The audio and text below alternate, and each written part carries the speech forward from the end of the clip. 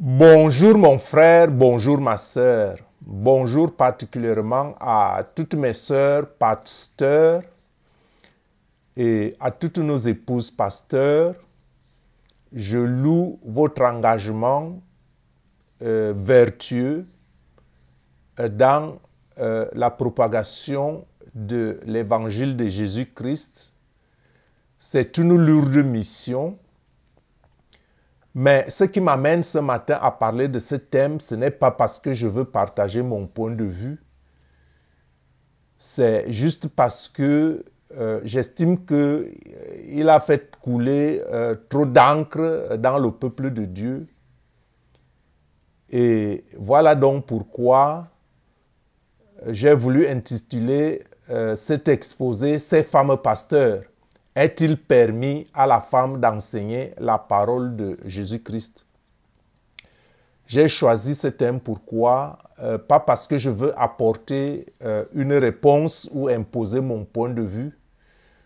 Je voudrais nous éclairer tous, vous qui êtes pasteurs et ceux qui sont vos brebis et qui vous suivent ou ceux qui sont contre vous, afin que chacun réfléchissent, afin que chacun tienne compte de ce qui est dit dans la parole de Dieu et que lui-même il se fasse une idée de ce qui est dit dans la parole. J'avoue que il est des sujets très difficiles. Par exemple, le sujet de la femme pasteur, c'est un sujet difficile. En 1 Timothée au chapitre 2, verset 12, l'apôtre Paul dit « Je ne permets pas à la femme d'enseigner, je ne permets pas à la femme d'enseigner, ni de prendre de l'autorité sur l'homme, mais elle doit demeurer dans le silence. » Ça, c'est l'apôtre Paul qui le dit. Donc, il y a un problème d'enseignement ici, la femme comme enseignante. Et cela pose aussi le problème de la soumission de la femme. Et donc, quelque part, si ma sœur, si notre épouse pasteur, si tu es pasteur et que tu n'es pas soumis à ton mari à la maison parce que tu es pasteur, parce que tu enseignes la parole de Dieu, parce que tu estimes que tu as la direction spirituelle de la famille, je te dis sincèrement, quelque part, tu as un problème. Tu as un problème. Et si tu veux t'imposer aux hommes parce que tu es pasteur, tu as là un problème. C'est vrai que l'autorité de pasteur est une autorité qui descend de Jésus-Christ et que quand on porte cette onction, c'est l'onction de Christ qu'on porte. Et chaque personne, homme ou femme, et même toi-même, tu dois te soumettre à cette onction. Ça, c'est une chose. Mais en tant qu'épouse, quelle que soit la situation de ton mari, tu dois te soumettre à ton mari, même si si tu portes l'onction, parce que c'est deux rôles qu'il faut séparer. Si jamais tu es convaincu que ce rôle t'est dévolu et que tu as un certain appel. Parce que le problème de l'enseignement est un problème d'appel. Parce que quand on lit les Écritures, Paul a été « on ne peut plus être clair ». Paul a été « on ne peut plus être clair ». À moins qu'on me dise que, à certains moments, que Paul écrivait ses lettres, qu'il n'était pas habité par le Saint-Esprit. Donc, le Saint-Esprit, parce que le Saint-Esprit ne peut pas mentir. Et donc, si Paul était habité par le Saint-Esprit et qu'il écrive une telle chose, on ne peut pas la disputer. Et si le Saint-Esprit ne peut pas mentir, cela veut dire aussi que le Saint-Esprit ne peut pas se contredire parce que le Saint-Esprit ne peut pas dire par Paul une chose qui est contraire à la volonté de Dieu. Et par conséquent, on ne peut donc pas relativiser la parole de Dieu. « Soit la Bible est vraie, soit la Bible n'est pas vraie. Soit la parole de Dieu est vraie, soit la parole de Dieu n'est pas vraie. Mais on ne peut pas être sélectif de dire, en considérant les Écritures de Dieu, de dire ce qui est vrai et ce qui n'est pas vrai. Et à ce moment, soulever ce qui peut être sujet à discussion ou à des interprétations. Cependant, la question de la femme enseignante peut nous préoccuper au-delà de la pensée de Paul. Pourquoi? Parce que le problème de la femme enseignante pose le problème de l'appel en même temps. Ce que Dieu a choisi pour parler en son nom. Même s'il faut reconnaître que le Seigneur Jésus, lors de son passage sur terre et pendant son ministère, il n'a jamais choisi de disciples de sexe féminin. Mais cependant, les femmes n'ont pas joué un petit rôle dans son ministère. La preuve est que, mort, ressuscité et au matin de sa résurrection, c'est une femme qui, la première, arrive au tombeau. Donc, les femmes jouaient bien un grand rôle dans le ministère du Seigneur, puisque c'est la femme, la première, qui est arrivée au tombeau et qui annonce la résurrection de Jésus. Et quand on remonte même dans l'Ancien Testament, à la naissance de Jésus, c'est Anne, la prophétesse, qui a accueilli Jésus au temple. Comme cela est écrit en Luc au chapitre 2, verset 36. Il y avait une prophétesse, Anne, fille de Phanuel, de la tribu d'Asser. Elle était fort avancée en âge et elle avait vécu 7 ans avec son mari depuis sa virginité. Restée veuve et âgée de 84 ans, elle ne quittait pas le temple et elle servait Dieu nuit et jour dans le jeûne et dans la prière. Donc, la présentation de Jésus au temple, c'est aussi une femme, bien qu'accompagnée de Siméon le prophète. Cela prouve que dans la vie de Jésus, la femme déjà, bien évidemment, on ne passe pas sans citer Marie qui est la mère de l'humanité. Je veux dire, quand je dis la mère de l'humanité, je veux dire celui-là qui a porté le Fils de Dieu qui a sauvé l'humanité. Le verset de Luc,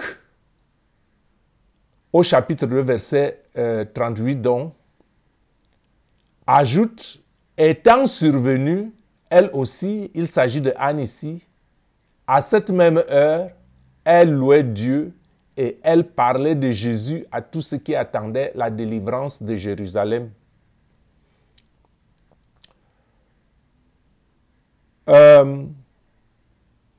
Il ne s'agit pas pour moi de citer le rôle des femmes. Il ne s'agit pas pour moi de citer le rôle des femmes vertueuses dans la Bible. La Bible qui nous enseigne que Marthe, par exemple, vaquait aux tâches ménagères et avait une sœur du nom de Marie, comme on le lit en Luc au chapitre 10, verset 39. Sa sœur nommée Marie, qui s'étant assise aux pieds du Seigneur, écoutait sa parole. Marie écoutait la parole auprès du Seigneur et le Seigneur a apprécié cela en répondant en Marthe, en Luc au chapitre 10, verset 41.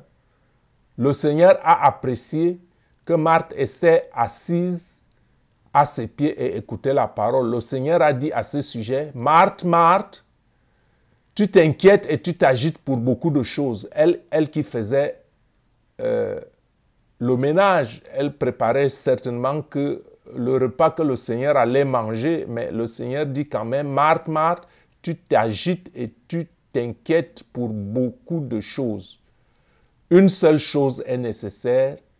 Marie a choisi la bonne part qui ne lui sera jamais ôtée. Donc, Marie a choisi non pas d'enseigner, mais d'être assis au pied du maître en train de l'écouter en silence.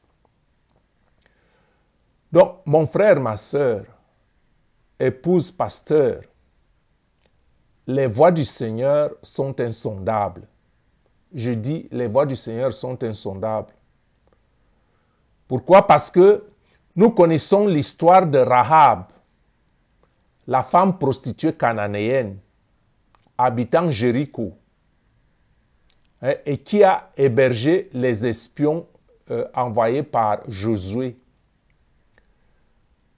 Rahab est une figure biblique du livre donc de Josué, comme je le disais tout à l'heure, qui nous montre que Dieu choisit qui il veut.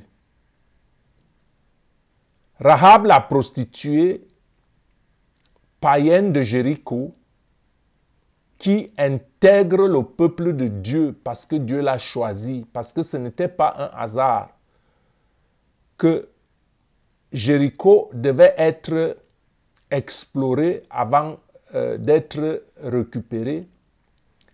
Et Josué envoie donc les espions pour aller explorer au pays. Ces espions entrent sur Jéricho et comme le peuple cherchait à les dilapider, à les tuer,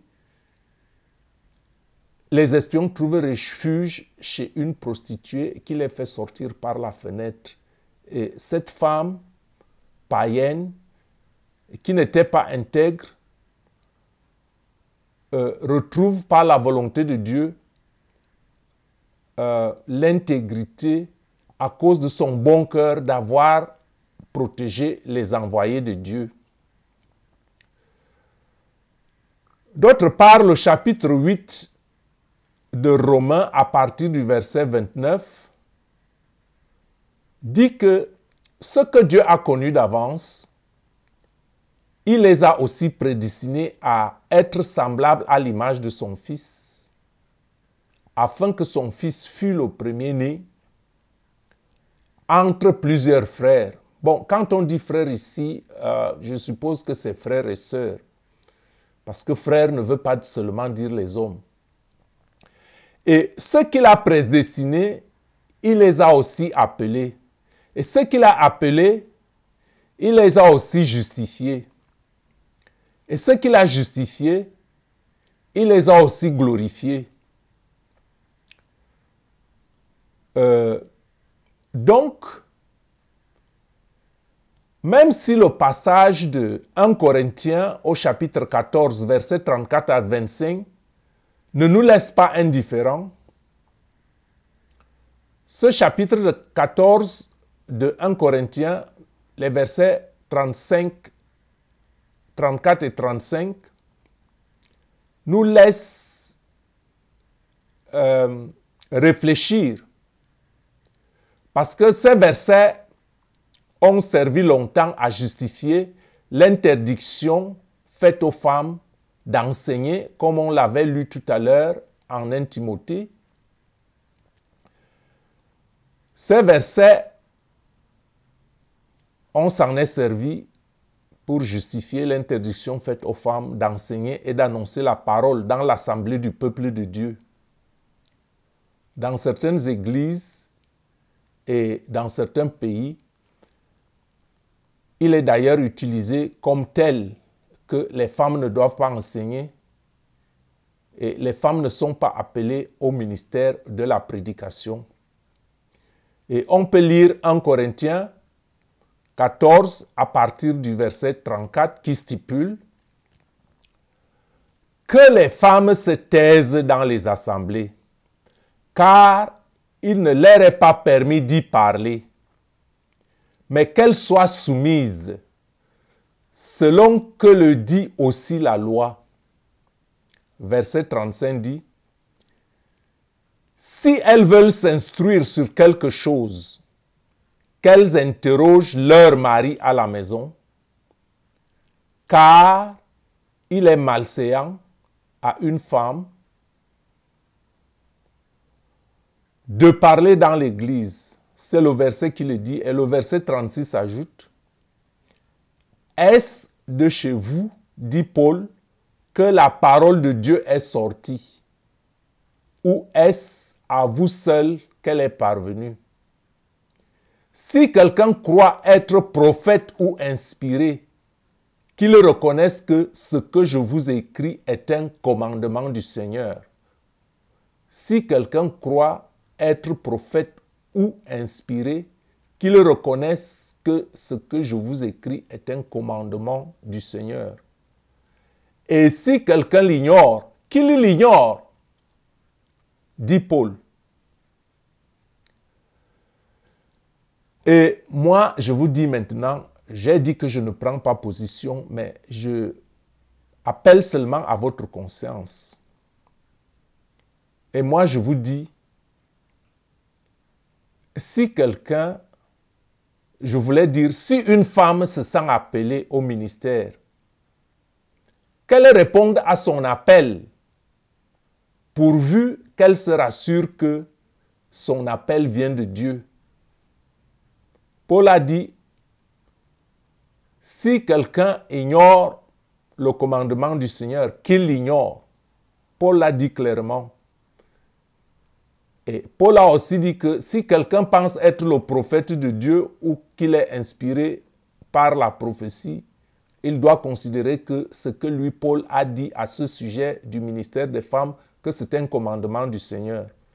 Et moi, je vous dis, si une femme se sent appelée, si elle a un appel et qu'elle pense que cet appel vient de Dieu, il faut qu'elle se rassure que son appel vient de Dieu et qu'elle fasse ce que son cœur lui dit, qu'elle fasse la conviction de son cœur, parce que tout ce qui n'est pas conviction est péché. Tout doute est péché. Donc,